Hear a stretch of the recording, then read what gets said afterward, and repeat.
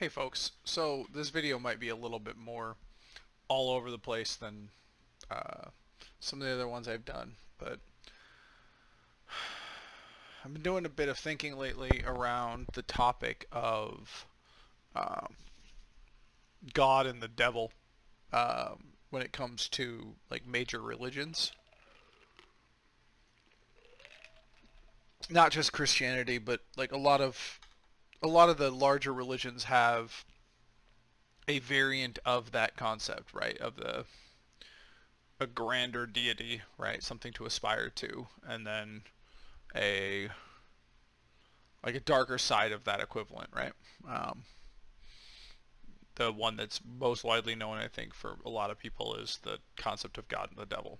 Um, but I was thinking about it, and I've been listening to a couple of audiobooks, well, more specifically, in one audiobook lately, talking about how um,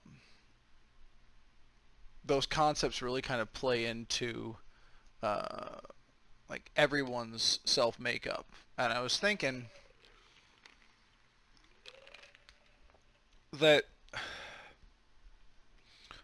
I think a lot of people, and I'll get into a little bit later as to why I think this is, but I think a lot of people decide to believe that the concept of God and the concept of like the devil, or to extrapolate that a little bit more, right, and to up level it a little bit more, good and evil, right, are larger than ourselves, right? Like they're kind of like this, like in the concept of God, right? He's kind of this all-seeing, all-knowing being that like creates everything, right? And the concept of the devil is basically the inverse. I think one of the things that a lot of people miss, though, is, and maybe I'm like super off base here. I'm just kind of talking through this idea.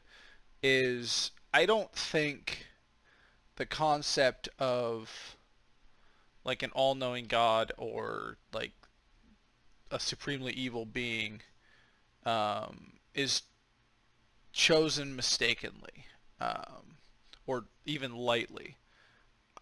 I was thinking about it, and the concept that makes the most sense to me is that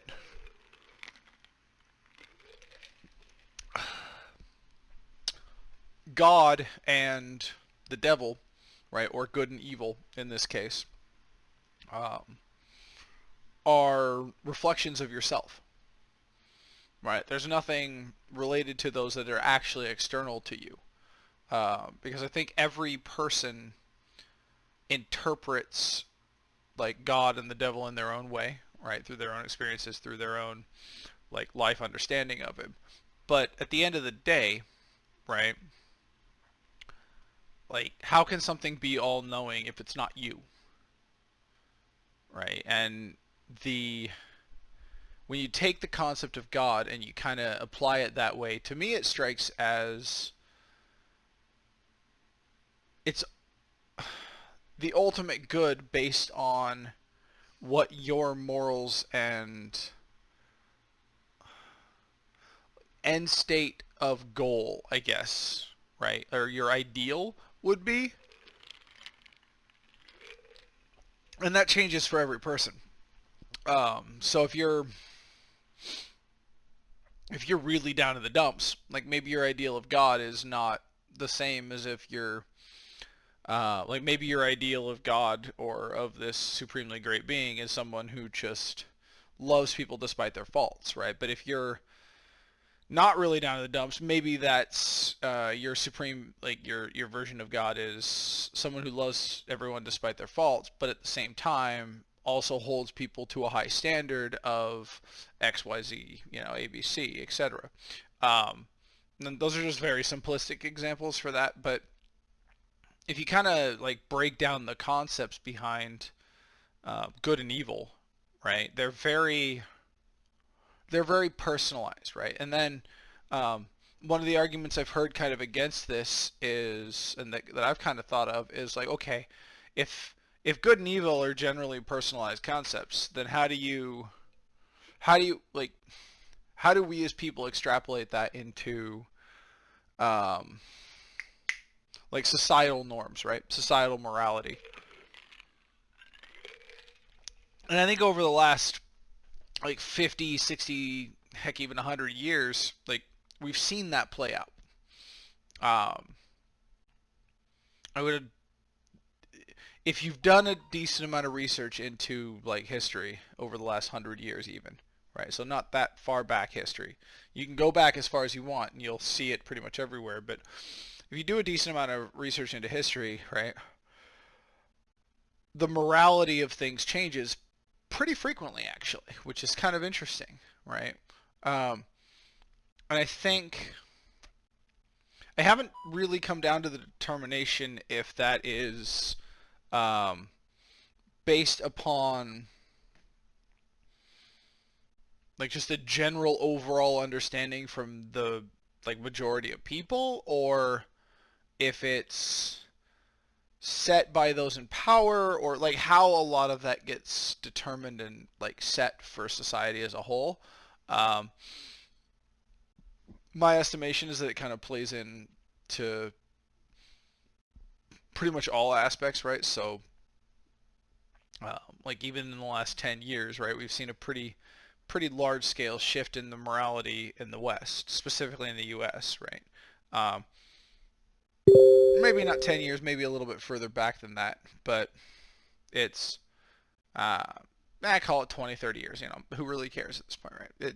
But if you actually go back and look, like morality has definitely shifted. But I was thinking about it, and it kind of brought up the topic of, okay, then what role, if morality is based on the understanding of self, and like God and the devil are essentially just extrapolations of your inner like capabilities for good and evil, right? Because at the end of the day, there's nothing more extreme than us. Um, well, I don't know about nothing, but for the most part, right? The most extreme things that exist are you and me, right? We have the capability for the most peaceful aspects of the world, and also at the same time the most evil aspects of the world, right? There's a I don't remember where I heard this first, but there's a concept that's talked about a lot about if you were in Nazi Germany, for example, in the 40s, and you were a Nazi guard at Auschwitz, right? And that was your post. A lot of people, I think actually, yeah, maybe I heard this from Jordan Peterson first. I know it didn't originate from him, I don't think, but I think that was where I first heard it. Um, a lot of people seem to believe and posit that they'd be able to take the moral high road and be like, hey, I would never do this, right? But being able to put yourself in that position and truly understand what you would do if it came down to that, I don't think is a lot of people's strong suits.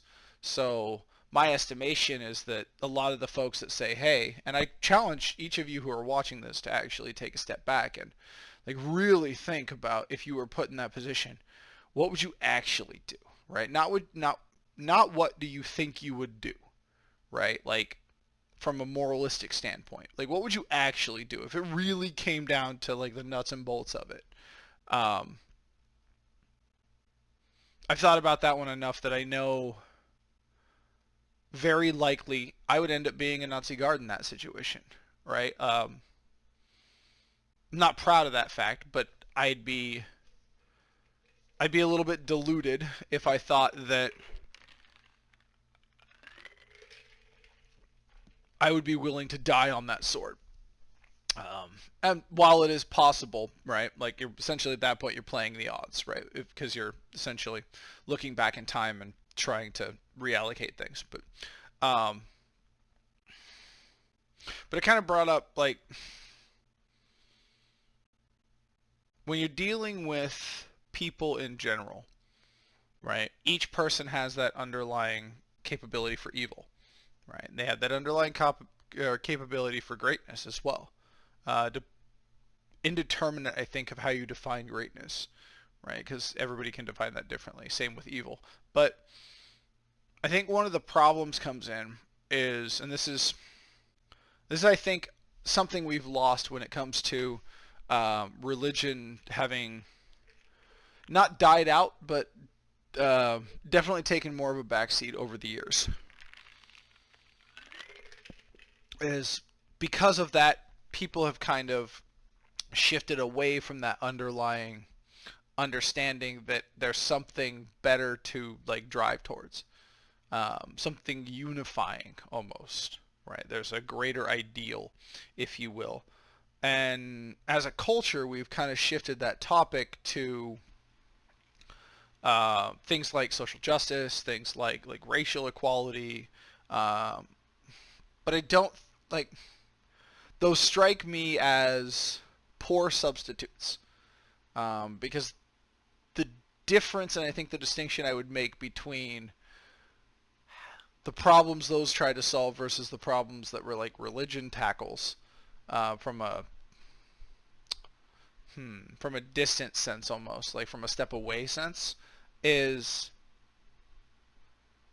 one focuses more on the like your overall culture, whereas like religion focuses a lot, at least in its purest sense, on self, right? It's what can I do to improve myself, to better my community, to then better a larger community, to then better society as a whole, to then better humanity as a whole, right? So it starts inner and just slowly like fluctuates out, right? It's the the super old adage of throwing a rock in an ocean, right? You're not going to make a big splash when it comes to the ocean, but that ripple eventually like comes out into effect. Whereas I think a lot of the societal causes that people champion nowadays, they try to make the biggest splash possible, but it fades pretty quickly, because they're not starting from a self-understanding point. It's more everything in today's society seems to be external to us. Like someone else is doing something, which I think is a giant mistake, right? So if we circle back a little bit, right? I started this off by chatting about the concept of good and evil, and I've touched on it a little bit here and there, right? But I think at the end of the day, both are you, right? So if you actually stop and take a true look at yourself, you'll realize that the reason God in the like more traditional Christianity sense is all-knowing is because he's you. And you in relation to you, right, your subconscious essentially is all-knowing. Like your soul, if you will, right? I don't know of a better descriptor for that, so I'm going to go with it. Um, and then I'm going to steal a concept on the evil side from evil is entirely relative, right? Like I don't have any connotations with evil. I don't think that that's actually a bad thing. The darker side, there we go. It's probably a better way to put that. I'm going to steal a phrase from Carl Jung, is your shadow, right? And that's the part of yourself that you don't know. But I think there's really a fourth piece, right? So there's you, the conscious you that you have, right? That you like, you think, you operate in the world, you interact with people, you work, like etc. All the way down the line, right? Then there's your ideal of God, which is the ideal of supreme goodness, right? And obviously all that's relative, and I'm going to stop qualifying that because at this point you should get it. Um, but essentially it's the idea of supreme goodness in whatever sense and form. Um, then there's the shadow, which is the more darker aspects of you, right? So that's your capability for evil, your malevolence, your hatred, your rage, um,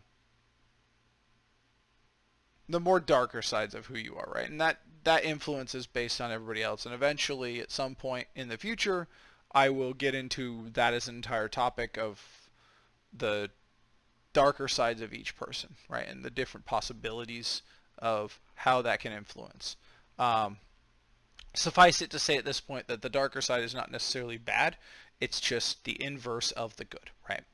Um, and I don't really like using the terms good and bad, but I don't know a better way to do it. So, what are you gonna do? And then I think the fourth side of that equation is darkness, right? So you've got you, like your conscious being. You've got your concept of God, right, which is like your ideal, right? I'm gonna call it your ideal, I think, from now on, because that's a good way to put it.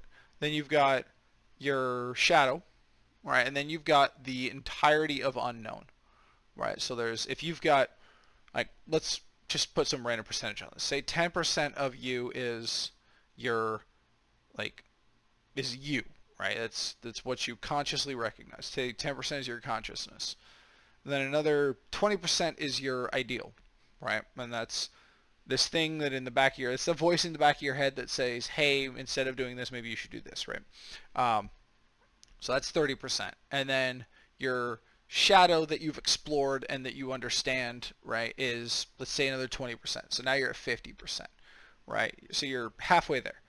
The issue I think a lot of people don't recognize is that those first three are not 100%. And I don't actually think they're 100% for anyone.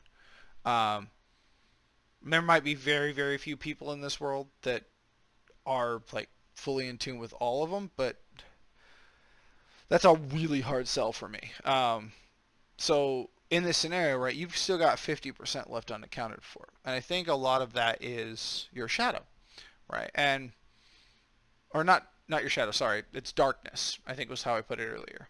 And as you explore that darkness, right, it either allocates itself to the shadow or it allocates itself to the ideal, right? And the cool thing about this concept is if you start from the unknown, right, which is the darkness side of things, as you find it and you figure out what certain parts of that unknown are, say another like 5%, right, just as an example, it moves into that shadow piece, right? So then it's 10, 20, 25,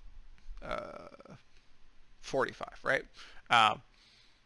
Then as you integrate that portion of your shadow into who you are, right, then your ideal changes, right? So that becomes a larger percentage. So if we're dealing with 5%, right, of your shadow, then it becomes 2.5% of your ideal and 2.5% of who you are, right? So as you integrate this in, like, as you explore the unknown, it slowly shifts up to the shadow, and then as you integrate that, then it splits into your ideal, a combination of your ideal and your person, right? Your consciousness, if you will. I think a lot of people understand the first two on this, right? So you're who you are and what your ideal is, right? I think a lot of people get those. I think a fewer amount understand that there's like the darker side to who they are and really kind of what that is, which is unfortunate because I think that's, from my experience, both with my life as well as with interactions I've had with others, that's a major gain, right? Is understanding there's a darker side to who you are, and it's not necessarily bad, it's just unexplored. And then even fewer understand that even that's not a complete picture and that there's a separate piece that you are constantly probing for. Or let me rephrase that you should be constantly probing for. And as you probe into that unknown, right, it kind of like broadens who you are, broadens your perspective, and allocates more understanding of your life. So there's an interesting analogy, and I haven't found a better way to put this yet, that I used to use with one of my ex-girlfriends. I talked about her in a previous video, but and it's when you're dealing with the demons in your life, right? So say you've got like some horrible trauma from your past. Um, at some point, right? If you come to a negotiation, if you will, right? Let's use a negotiation as like kind of the framework for this, with your demons, and the negotiation essentially is I want to obliterate you, right?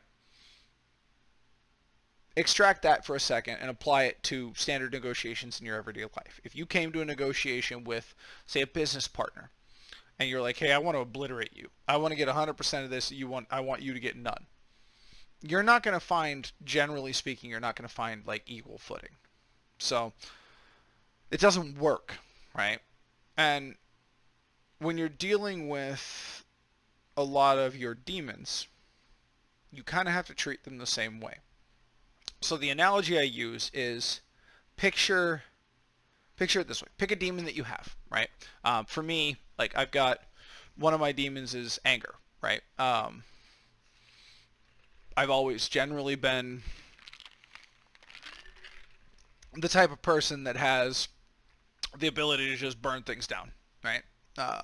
That's a part of my shadow that I've kind of integrated a little bit, but neither here nor there. So imagine that whatever your demon is, right? Pick one. Doesn't really matter. Just pick something that's a little bit personal to you.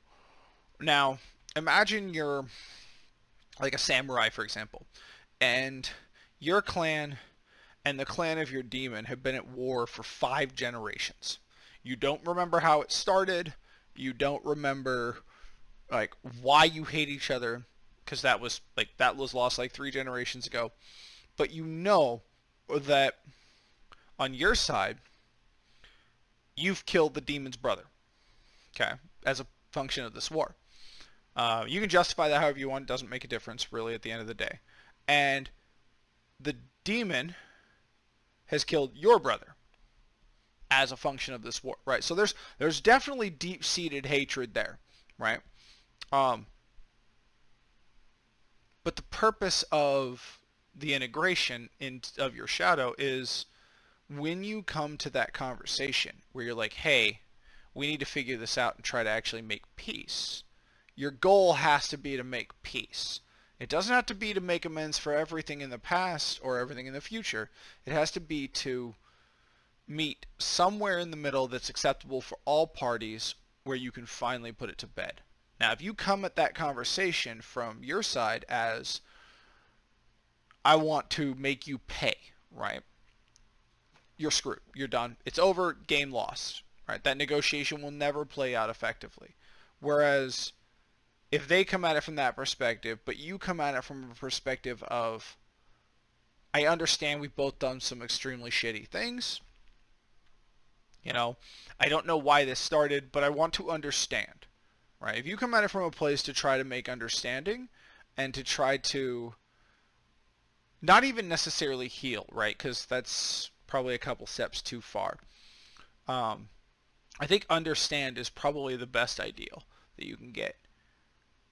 You'll find that a lot of people are significantly more, and especially in this analogy, right, between demons and you, your demons are a lot more willing to integrate when it's mutual, right? But the moment you come at that or show any signs of aggression or signs that you're trying to achieve victory in the traditional sense, you lose.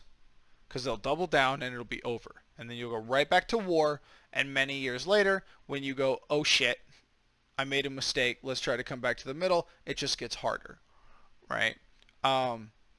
So if you're trying to follow that force like that, it's really kind of a process, right? That process of taking something from the unknown to your shadow to your ideal and yourself. When you get it out of the unknown and into your shadow, right, essentially at that point, it becomes a negotiation, right? Because that's when you recognize truly what that demon is. You might not recognize up front what that demon is. That might take 20, 30 years, right? Like, that is not a quick process. That's not like a week-long thing for some of your more deeper-rooted items. But whatever that timetable is, eventually you'll come to understand that, okay, in order to truly integrate this, I have to come at it from a place of mutual respect, right? And not just respect as like I respect you as a person, but like respect for what's been lost, respect for the damage that's been done both by their side and by yours. So you have to be willing to have that realistic and true conversation with yourself, right? Because keep in mind, this entire negotiation between you and your demons is all in your head, right? Like if you actually sit in a calm, quiet room with no distractions, okay, and you pick one thing that you know that you need to be better at, pick one of your demons, it doesn't matter which, right? And imagine that you're sitting in a room. Your demon walks in, right? Give it form. Doesn't matter what it is, just give it form, right? Could be a fox, could be an otter. For those of you who don't know, I absolutely freaking adore otters. So in my case, it would never be an otter because they're freaking adorable. But it doesn't really matter the form, right? Give it whatever form feels right. But picture it coming into a room in a negotiation style, right? And then come at that conversation in your own mind from a purely and completely unadulterated version of, I want to truly understand your aspect to this and try to make peace. Right. And I think if you do that, that helps a lot with the integration, right? Like, so for me personally, I don't do that consciously. I do that subconsciously. So like in the back of my mind, I go like, so generally the way it works for me is a little bit weird. I essentially pick a topic I want to work on consciously. And I go, hey, I want to understand this, right? And then like I'll listen to audiobooks, or I'll just be like, I'll essentially task my subconscious.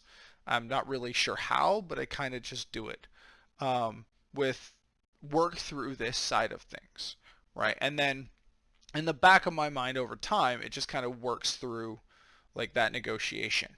And then every once in a while, obviously, it bleeds forward into actual conversations and like kind of that self-understanding. But the only real way that I can even take that and integrate it is I have to sit here and actually have the conversation with myself of, okay, so all this negotiation's been going on behind the scenes. What actually came out of it? I have to be willing to have that conversation with myself. And that's one of the things I love about this venue is like I can talk through these concepts and understand in retrospect as I'm doing the discussions how it all kind of plays together.